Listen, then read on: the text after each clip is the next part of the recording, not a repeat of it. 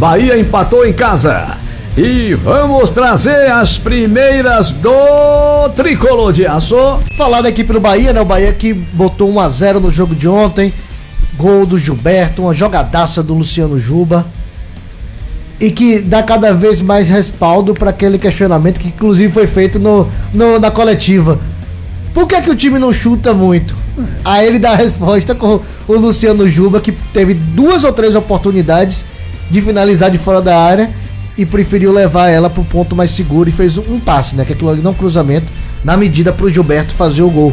O Bahia botou 1-0, teve oportunidades antes de fazer o gol, acabou não concluindo, como de praxe. Depois, no segundo tempo, o Bahia começou de uma maneira até que imaginávamos que o segundo gol era questão de tempo. 2 oportunidades em sequência, Ademir, Lúcio. Só que aí veio um lance do cartão vermelho do Everton Ribeiro. Logo de cara eu vou dizer que os 2 cartões para mim foram corretos. O que eu lamento é a falta de critério da arbitragem durante o jogo. Tiveram faltas parecidas, com o mesmo grau de intensidade, e que não foram dados cartões devidos. Isso não quer dizer que o Bahia tá chorando ou que eu tô chorando, não. Tô só trazendo a constatação porque eu digo logo de cara que pra mim os 2 cartões em cima do Everton Ribeiro, eles foram merecidos. Sem querer é falta e sem querer por trás é falta pra cartão. Então pra mim não tem. A primeira ele tenta fazer a falta mesmo. Agora como se diz? A força, eu acho que ele vem de uma sequência, porque o Everton Ribeiro vem questionando a arbitragem e o Bruno Arleu esperou o momento certinho, que foi no lance anterior. Teve uma falta pro Bahia que ele não deu e o Everton Ribeiro vai buzinando no ouvido dele, a bola vai pra lateral e ele acaba fazendo a falta, aquelas faltas de baba, como diria alguns, para poder matar o contra-ataque, e acabou recebendo cartão amarelo. Mas fato é que o Bahia conseguiu se segurar até os 43, mais ou menos, né? Quando leva o gol de empate. Pra mim, numa falha de uma coisa que eu não consigo entender. Eu entendo que o cansaço pesa, mas não pode deixar o Corinthians ou qualquer outra agremiação que foca na bola cruzada na área ter o espaço que teve para poder o jogador dominar e cruzar a bola na área e depois o Canu também falhar no lance do gol.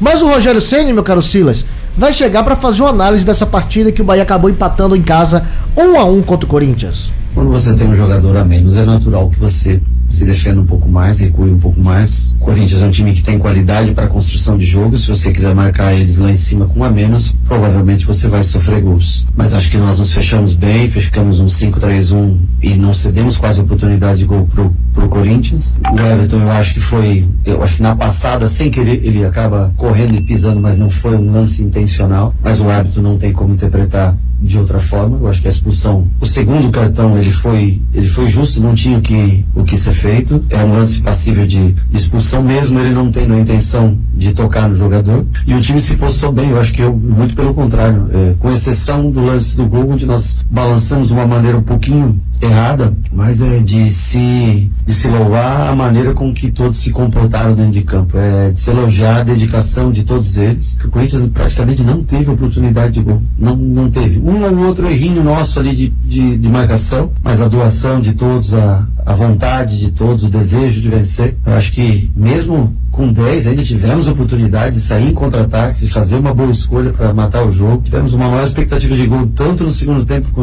jogamos 45 minutos com um jogador a menos. Então assim, eu acho que primeiro se destacar é a entrega de todos, a maneira como se comportaram dentro de campo, a luta, a dedicação de todos. Esse é o principal para mim. Tá aí a palavra do Rogério Ceni. Tony Silva, a de emendar só porque teve um lance muito curioso que tem até a ver com o gol do Corinthians, que é o término da partida. O Rogério Ceni, primeiro, a TV filmou só ele conversando com o Eric, mas antes ele conversou com o Gilberto também, e na sequência, como o Eric estava mais próximo da arbitragem, ali próximo do meio de campo, chamou mais atenção. E aí o Rogério Ceni vai explicar a versão dele dessa conversa com o jogador Eric. O Eric correu mais do que o necessário, eu tava falando pra ele. Porque quando começa a jogada aqui, vai originar no gol, tá o Thales e o Gilberto tá com ele. Nós estávamos num 5-3. Não era o Eric que deveria ter ido pelo lado. já estava num 2, tava Thales, tinha, não sei se era Romero, quem que estava do outro lado, e nós já estávamos encaixados num 3-2 com Gabriel, com o Canu e com o Santi. Quem deveria ter saído no começo da jogada era o Gilberto lá de fora, e o Eric se mantém entre os 40 metros da central no meio campo. O Eric se desgastou muito indo para fora, voltando, né, para dentro do campo. A bola gira de novo, volta, e aí tem 2-1. E nesse momento, se o Gilberto tivesse atacado um pouquinho mais de espaço, talvez o Eric estaria melhor posicionado. Mas ali, eu acho que é muito mais um erro no posicionamento da zaga defensiva do que ele. Eu só falei que no início da jogada, não era ele que teria que ter saído no fundo, e sim, já que é uma linha de 5, o lateral ter saído no fundo, o Gilberto ter atacado no fundo e ele ficado mais pelo centro para ter energia para tentar fechar o cruzamento. Mas muito pelo contrário, ele trouxe, correu mais do que ele podia. Então ali é uma questão de observação só, depois não tem nada, pelo amor de Deus. O Eric fez uma baita numa partida, entrou, jogou 30, 40 minutos ali de forma muito competitiva. E ainda foi o nosso desafogo em bola aérea para tentar desviar na saída do jogo. E quando ele fala isso, né, Tony? Foi porque com a expulsão do Everton Ribeiro, ele tirou o Ademir e colocou o Gabriel Xavier. Então fechou uma linha de 5 no setor defensivo, com 3 jogadores até o término da partida. Era Acevedo, Eric e o Nestor, e o Luciano Rodrigues sendo a única peça ali para tentar armar um contra-ataque. Até tentou, até conseguiu em alguns momentos dar um sprint mais ofensivo, mas não teve tanto êxito assim. Então, esse é o momento do Bahia. Depois a gente pode citar até no próximo bloco a fala do Rogério, que é muito interessante, quando ele assume também parcela dessa situação, quando ele fala da arbitragem, né? Que é muito chato e é muito complicado apitar no futebol brasileiro, porque tudo que se apita vem 10 em cima e não tem como coibir isso. Então ele fala sobre isso e é interessante porque a pergunta é voltada para o profissionalismo da arbitragem e ele cita esses pontos. Mas daqui a pouco eu volto com mais informações, até porque você sabia que todo mundo perguntando quem vai ser o reserva do Ademir? Sim. Quem vai ser o reserva do Eric Pulga? O Bahia segue buscando. Mas hoje no elenco, sabe que é o único jogador que faz uma função parecida? Quem? O Juan Pablo, que tá arrebentando na Sub-17. 3 gols em 2 jogos. Óbvio que é um garoto, eu fiz essa relação porque é um jogador da posição que pode ser observado sim, mas que não vem com essa carga de substituto, de contratação de peso e tal, mas que tá arrebentando na base da seleção.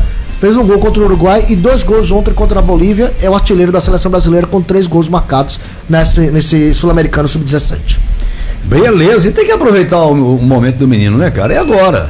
Essa empolgação toda que ele tá. O único receio que eu tenho, Tony, é aproveitar o momento e barra cobrança. Eu acho que esse é o grande é o grande molho que falta para poder ter a tentativa de ter atletas. Inclusive vocês novos da imprensa dosar também, né? Sim. Não é verdade?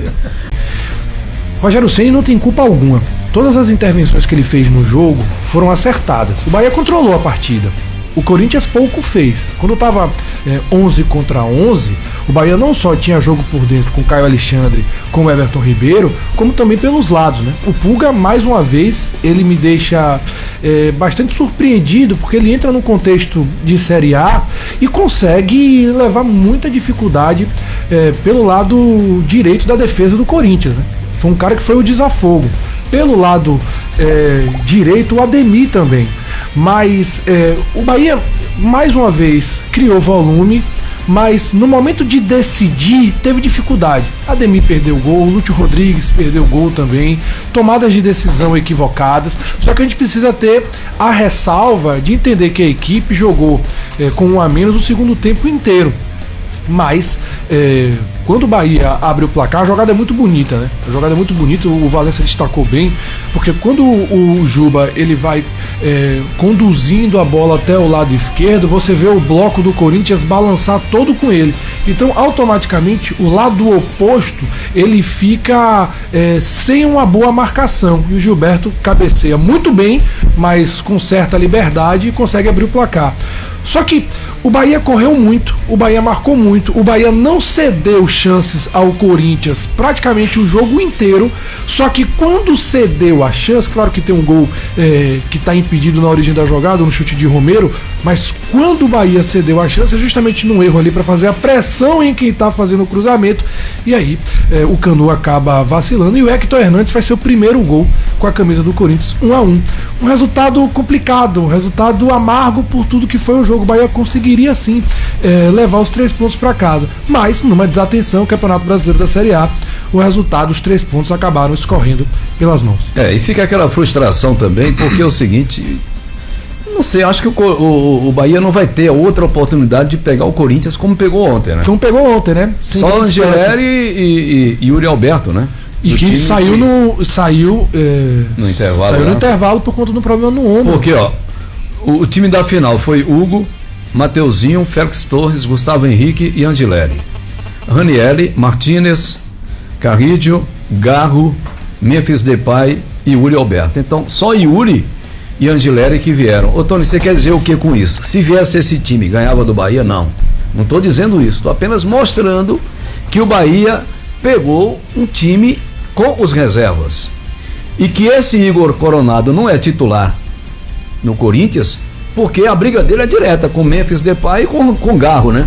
Então mas é um baita de um jogador. A gente viu ontem o quanto ele foi buliçoso para... Eu acho que o que equilibrou essa balança aí foi a expulsão do Everton Ribeiro. Com certeza foi isso. Porque pelo começo do segundo tempo do Bahia e pelo o fato do Corinthians ter sentido, porque se o Corinthians soubesse, entre aspas, da expulsão do Everton Ribeiro, dificilmente ele tiraria o Yuri Alberto do jogo. Isso é verdade. Porque ia fazer cruzamento na área o tempo todo e tal.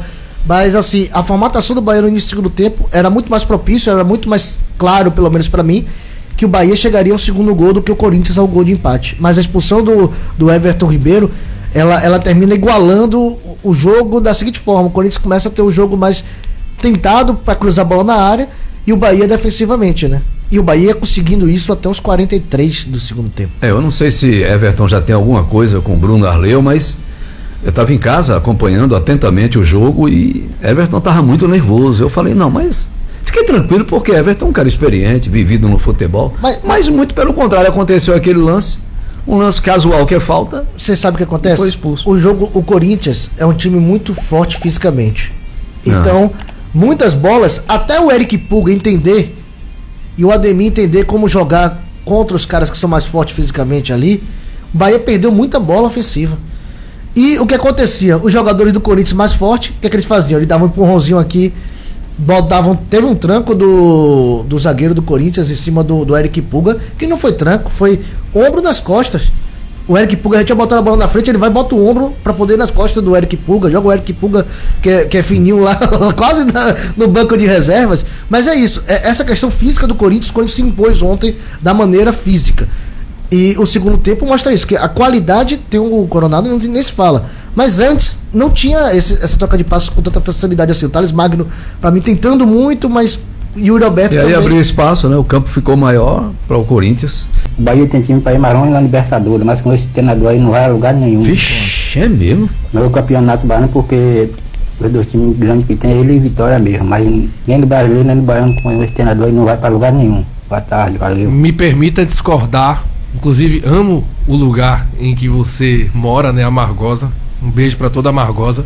Mas Rogério Ceni mereceu as críticas, recebeu as críticas no ano passado. Esse ano ele conseguiu ajustar grande parte dos problemas que o Bahia tem. Então a gente precisa ser justo. Ontem o jogo tem contexto. O Bahia dominava a partida e poderia muito bem ter feito o primeiro, o segundo gol. Só que perde um jogador importantíssimo. Além da inferioridade numérica, você perde seu número 10, que é o cara que tem o passe mais qualificado para deixar não só os pontos, como o centroavante na cara do gol. Então você tem um prejuízo muito grande. E mesmo assim, o Corinthians não foi agressivo em nenhum momento. O Corinthians faz um gol quando o Bahia já baixa ali a energia, o nível de concentração, porque você tem que correr dobrado quando você está com menos um. O cruzamento acontece, falta pressão no homem que está com a bola. E aí, claro, tem o vacilo de Canu, mas no todo, ontem Rogério Ceni, todas as intervenções que fez, ele fez certo. Até quando ele abriu uma linha de 5 e deixou um 5-3, um na frente. Então, assim, eu tenho que ser justo também. O problema não é Rogério Ceni. Tudo que foi planejado pro ano até agora, o Rogério Ceni conseguiu. Era pra ser campeão baiano, foi. Era pra ir pra fase de grupos da Libertadores, conseguiu. Era pra se classificar pra fase final da Copa do Nordeste, conseguiu também. Conseguiu rodar o elenco, tem boas peças. Enfim, aí já é demais, aí já agora, é marcação. Ô Valença, você tem uma palavrinha do Rogério? Qual era o tema mesmo? Tema o Rogério falando da profissionalização da arbitragem, número 3. Isso. Vai falar com a gente agora sobre a profissionalização da arbitragem. Ele faz uma autoculpa também em relação ao momento do futebol brasileiro em relação à arbitragem. O futebol está cada vez com um investimento maior. Alguém fez a pergunta aqui para mim, dos times brasileiros que investem tanto. Sem dúvida nenhuma, o árbitro também merece atenção e um trabalho fixo naquilo que eu acho que ele vai render muito mais. E também os atletas, nós todos precisamos melhorar o comportamento dentro do campo. O árbitro, é impossível você apitar um jogo no Brasil. É todo mundo enchendo o saco do cara, todo mundo pressionando, todo mundo à volta. Talvez criar uma regra onde não possa, porque senão não tem condições. O cara é muita gente. Nós estamos muito chato, cara, dentro do campo. Nós atrapalhamos muito as tomadas de decisões da arbitragem. Claro que os erros acontecem, nem sempre todas as arbitragens estão boas, assim como nem sempre a gente tem ações tão boas também dentro do campo de jogo. Erramos gols, falhamos. Agora, muita gente perturbando o cara. É impossível você tomar decisões. Acho que nós temos que ter mais educação e no clube dentro disso, para que também os árbitros tenham mais tranquilidade, porque é difícil arbitrar um jogo no Brasil. Tudo é uma roda, tudo se ganha tempo, tudo. Então, assim, nós temos que também colaborar. O atleta, nós, jogadores, treinadores, temos que colaborar. E, lógico, se tiver uma profissionalização, um investimento maior, um tempo maior que ele possa se dedicar, a chance de diminuição de erro é muito grande. Tá, então a palavra Mas é do bom a gente técnico ouvir esse Rogério tipo de Ceni. coisa do técnico de Sim. futebol, porque realmente o jogador é chato, velho. E observe que são poucos que têm o conhecimento da regra.